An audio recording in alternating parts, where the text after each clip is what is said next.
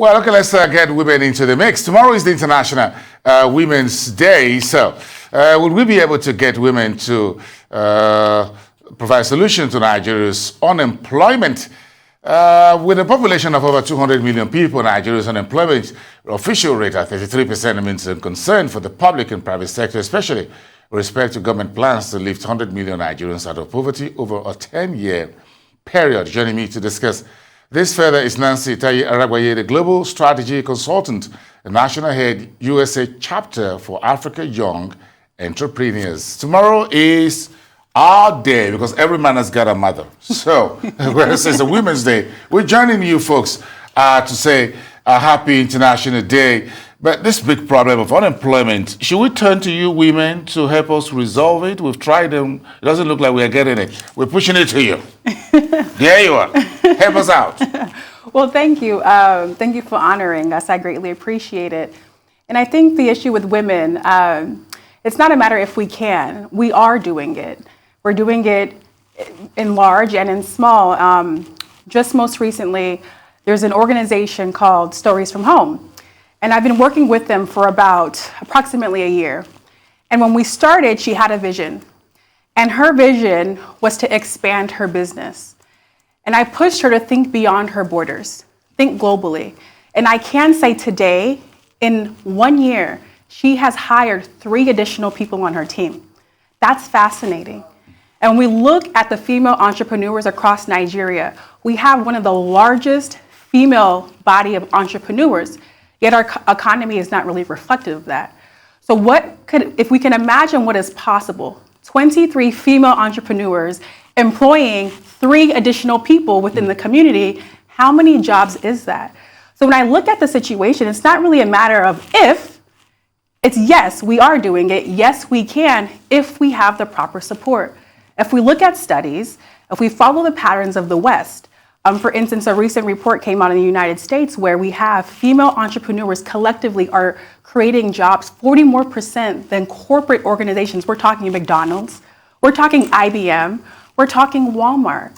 My vision is that Nigerian women are very capable of doing the same thing. It's just a matter of investment. So you were pretty upset last week, were you, when the National Assembly says, let me dip your toes into the political hot waters when they said they rejected the bill for more women representation, as it were, politically speaking.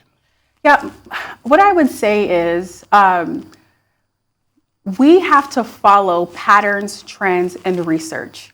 This is not an issue of women against men or men against women. And quite frankly, it's not even a political issue. It's a Nigerian issue. And if we do not include women, our economies are going to suffer. Our families will suffer. And so what we should do, what I would recommend is that we just look at it from a holistic standpoint and understand that if we follow the patterns that already exist, if we follow research that's already there, it only makes sense to include women in these issues and to support them from a business perspective. But when you look at the relationship between public and private sector when it comes to reducing unemployment, what new thinking or approach models do you think we can bring to bear in our environment that is male-dominated, male-thinking oriented and all that? I think that's a really great question. And what I recommend is the approach of multi-sector collaboration. Just recently, this past Friday, and I want to thank Ondo State Governor Akeredolu and his innovative leadership. I was able to partner with leaders of Ondo to put on a program that empowers women. It's called I Am Change. And that program was specifically designed to empower women, but also provide them with the skills for mindset to be successful in their business, to scale their business. So not only did we focus on, of course, skills, but the mindset piece is critical. And what I would say is that leaders across Nigeria, to take that approach, multi-sector collaboration, because this is not a government issue. Again, it's a Nigerian issue. It's bigger than the private sector, it's bigger than any individual, and it's bigger than government. And the more that we come together, do we need a national policy agenda for this, what you're talking about? It looks like we have a few innovations here and there, but they all seem to come together to become holistic. Yes, what we're seeing is people working in silos. We're not seeing us working collectively together and collaboratively together. And if we can get programs, if we can get policies and agendas that aim at the development of the woman, not a one-off training, not a small grant, but a program that develops women over time, I think we'll see results. Perhaps starting with girls' education, all inclusive. Absolutely. I'm beginning to think like a woman. Something is, you folks are beginning to impact me. It's not a bad thing. Research does say. You impacted me. I'm a disciple. You preaching to the choir. So do you think Nigeria will have sufficient focus on youth employment and entrepreneurship in an election year? You can see all the Hill getting much of the national, international television attention because politics is here. Yeah, politics is here, and I don't think it's a matter of if. I don't think we have a choice, right? I think when you talk about a nation whose majority of population is the youth, we need to cultivate our youth. We need the best, the brightest from Nigeria and the diaspora to focus on Nigerian issues.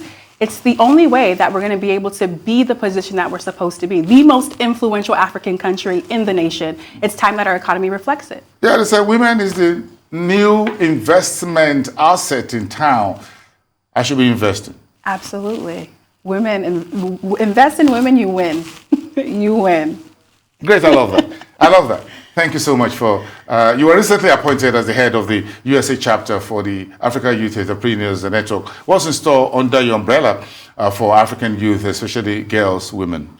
Yeah, well, one, I want to say we just celebrated 10 years, so I'm excited to have come in at a time where we're able to now shift and really focus on the expansion. As the national head, I'm excited to expand on a program called Harvest Africa, where we really showcased investment opportunities and business opportunities here in Africa. Collaboration is really needed amongst Africans here on our continent, but also in the diaspora. And so as the national head, my hope and my agenda is to further enhance that. If you guys are popping champagne tomorrow, March the 8th, I don't mind sitting at the back and having a share. I have some for you. Finally, thank you so much. Esther, Nancy Taiye Aragbaye, a global strategy consultant. Thank you so much, and we wish you all the best tomorrow.